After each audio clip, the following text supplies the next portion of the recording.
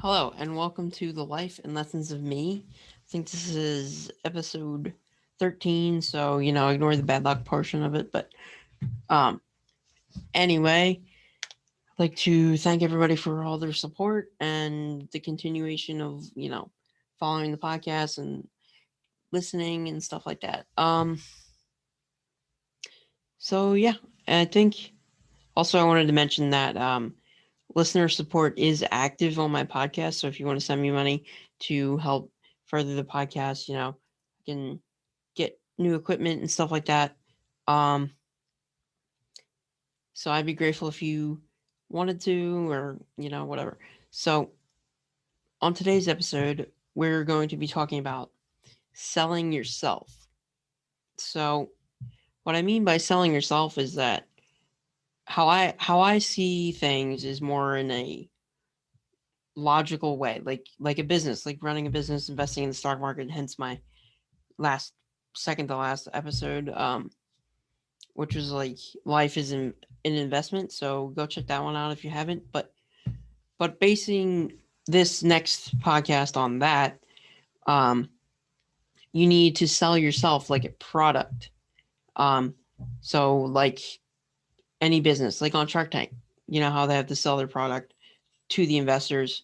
Um, so basically, you have to do that to yourself or like with yourself. So first thing is, you know, um, people a lot of times change themselves to, you know, try and get others to like them, or like a certain group of people to like them, which, that doesn't really work out because then you're not who you're really supposed to be.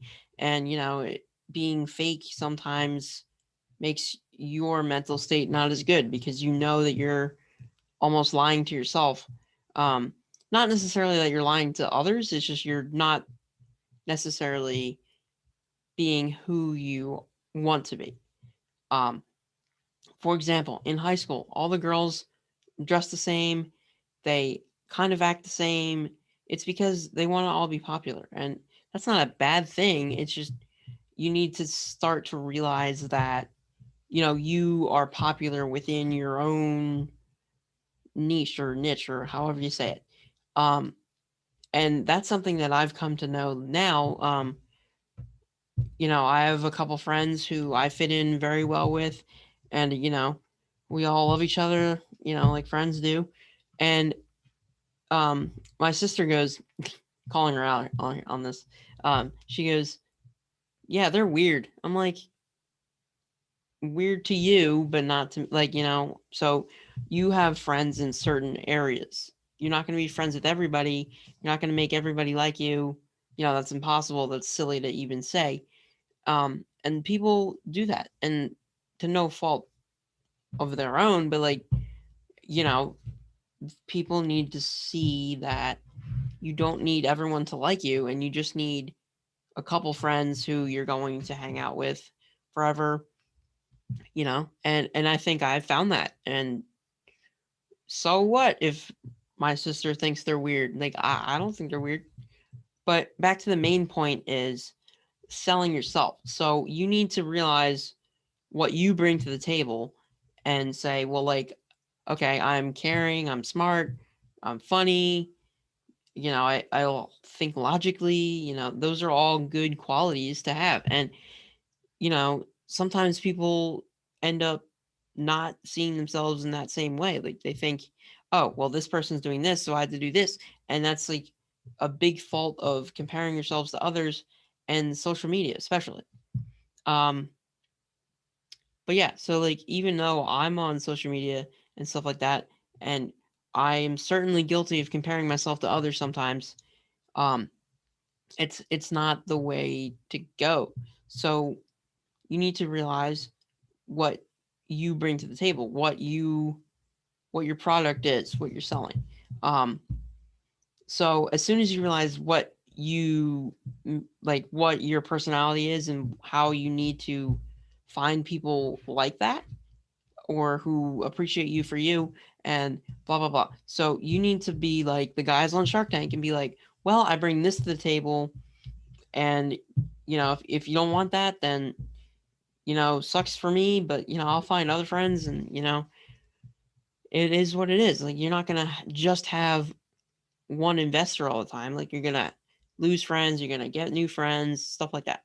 But as long as you realize that you are selling yourself in terms of like, I bring this to the table, what do you bring to the table, like, but you gotta realize that, one, you are definitely perfect, and it's not that simple. You can't just say, well, I'm perfect and I know that, because for me, like, it was like a couple months ago. Thankfully I'm not in that spot anymore, but I was like, oh, life sucks, blah blah blah, like, feeling sorry for myself, and that's not a good mindset at all. No. So then I started doing this, and here we are. And my advice might not be like the first time you're hearing anything like this, but um so yeah, the point we're making here is sell yourself, and find that group of investors who are going to be your friends forever. Like, you got to find where you belong, and then you are popular amongst your friends. you know you don't have to know everybody, you don't have to be liked by everybody. That's ridiculous. So as long as you have a few really good friends who know what you bring to the table, and are giving you joy and stuff like that. So, like, it's obviously not going to be a one-sided investment. Like, it's like, I'm going to be friends with you, but you got to, like, I know what you bring to the table, and you better know what I bring to the table. So, it's a two-way street every time. There's nothing that should be, oh, I'm this way, and you're not like that, so blah blah blah. So, everything is a group effort. There's no one-sided anything. There shouldn't be. Um, but yeah, so that is that message. It's like, back again to, life is an investment. Like, you don't want to invest in friends that are going to treat you like crap, and make you change who you are, because that's not going to be worth it. Same goes for like romantic stuff. Like, if the other person isn't going to accept you for who you are, then why, like, what's the point? Like, the point of that kind of relationship, to me anyway, is to find a companion who's going to add to what you have, accept you for you, and you do the same thing, right? So it's always a team effort. um so that is pretty much what I wanted to talk about today. But I'll tell you a cool story real quick. So this past weekend, I got to go golfing. I mean, obviously I wasn't playing golf, but I was there with my grandfather, my uncle, and my cousin, who all listen to this podcast, um, and my other uncle. So shout out to them. That was a fun weekend. Fun Sunday activity. Glad to be one of the dudes. And luckily there wasn't much like cursing out the golf clubs or the balls or the course. So even though my grandfather didn't do such a hot job putting, you get back out there, you play again, you have fun, right? You don't have to be the best golfer in the world, but it was pretty fun. And you watch golf on TV and you're like, oh my gosh, this is so boring. But like, being on the golf course is a whole different thing.